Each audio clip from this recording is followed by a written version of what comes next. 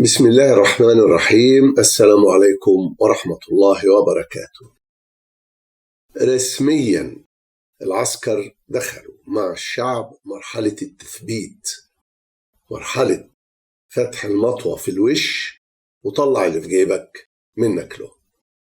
فندق ومنتزه جويل أكوا بارك التابع للعسكر في زهراء مدينة نصر، وما أدراك ما زهراء مدينة نصر، حي بين الإسكان المتوسط والعشوائية، يعني حتة ما هياش يعني المنطقة الراقية ولا السياحية ولا غيره، لكن جويل أكوا بارك فندق ومنتزه مائي فيه ألعاب مائية وحمام سباحة وما إلى ذلك. العسكر استفادوا من مساحات الأرض اللي كانت هناك واللي كانت خاضعة لسيطرتهم وعملوا عليها الحكاية دي. كان أساسا ده فندق تيوليب وكان تبعهم برضو، طوروه وعملوه جويل أكوا بارك. كويس جدا.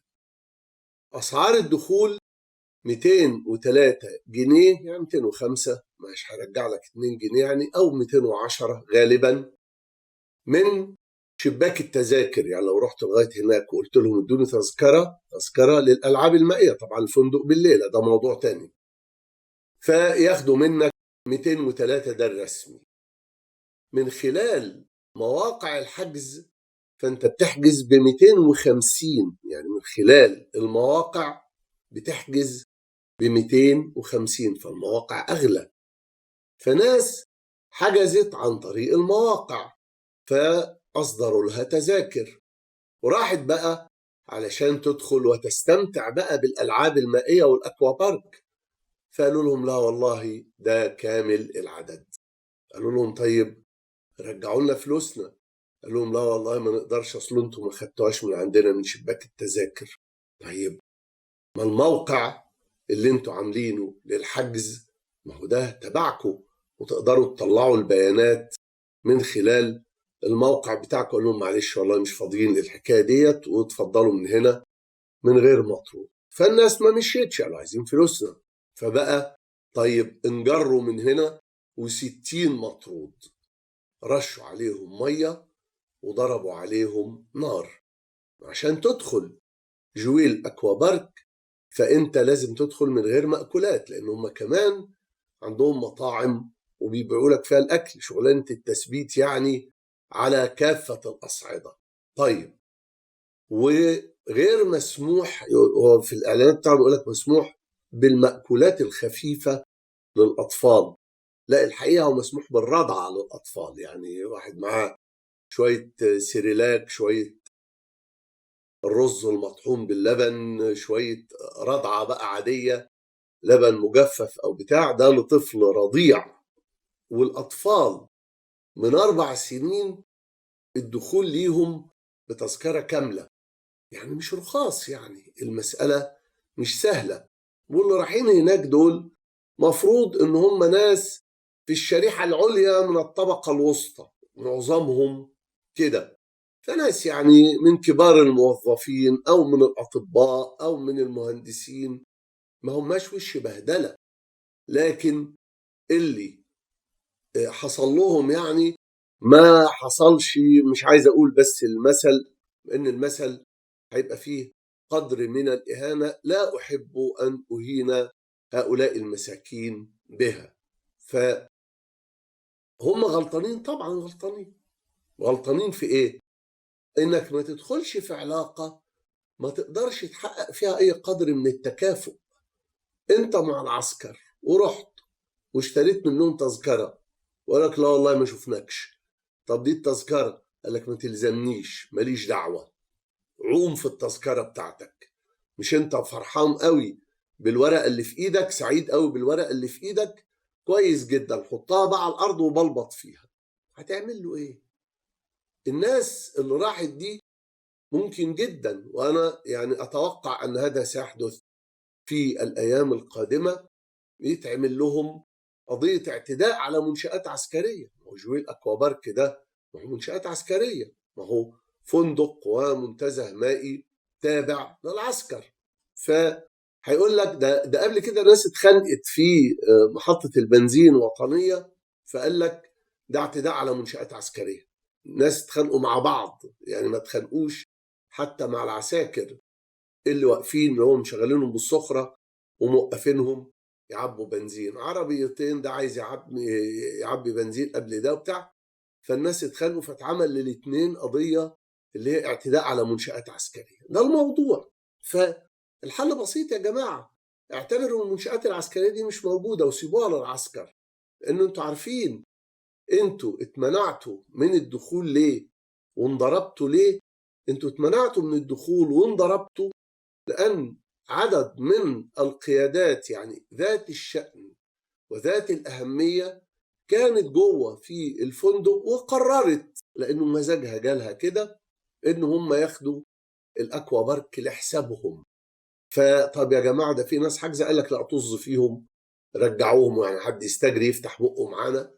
ده اللي حصل، ده الفندق بتاعهم وهم اتحكموا فيه وطردوكوا، وانتوا لا بايدكم ولا بالمنجل، ضعاف جدا، لا عندكم ميه ترشوها ولا نار تضربوها ولا حكم بتحكموه، ولا عندكم سيسي يقول الضابط احمد لو ضرب حد خرم عينه ولا موته خلاص الضابط احمد مش هيتحاكم. هي دي القاعده. فانت رايح تشتري تذكره من الضابط احمد، يبقى انت اللي عبيط، ويبقى انت اللي جنيت على نفسك وقتيل ايديه، زي ما المثل في بلدنا كده بيقول قتيل ايديه ما يتبكيش عليه. ما تروحوش يا جماعه وتورطوا نفسكم في الشغلانات دي.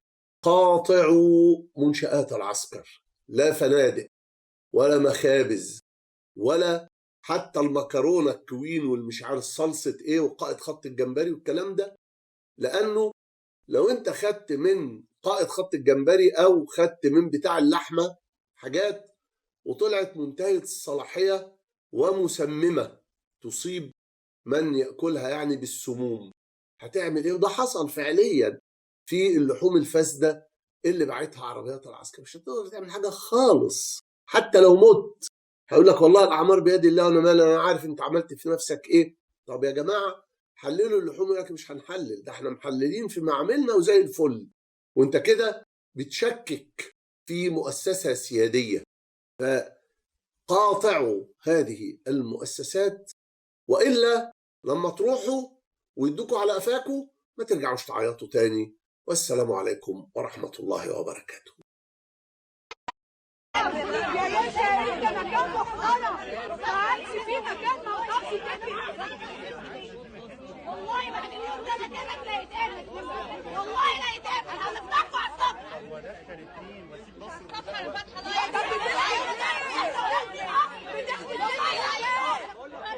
بتفتح تذاكر ليه يا باشا؟ اديني فلوسي وانا امشي. قول اللي يعجبك.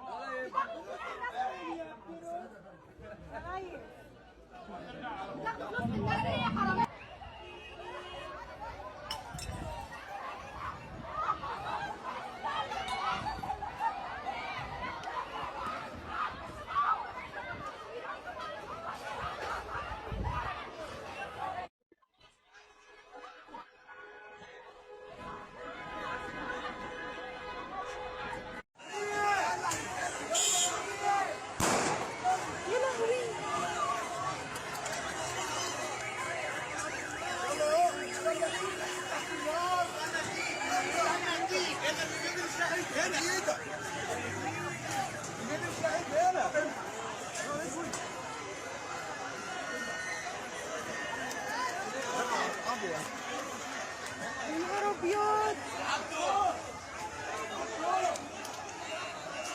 ده بصي يا ماما بصي،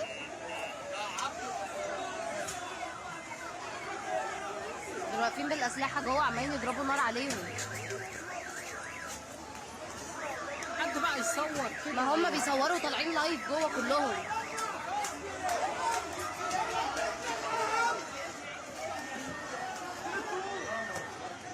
يا لهوي بصي بصي بيعملوا ايه؟ يا نهار ابيض، يا لهوي البوتاجاز العربيات اتكسر. يا لهوي يا نهار ابيض.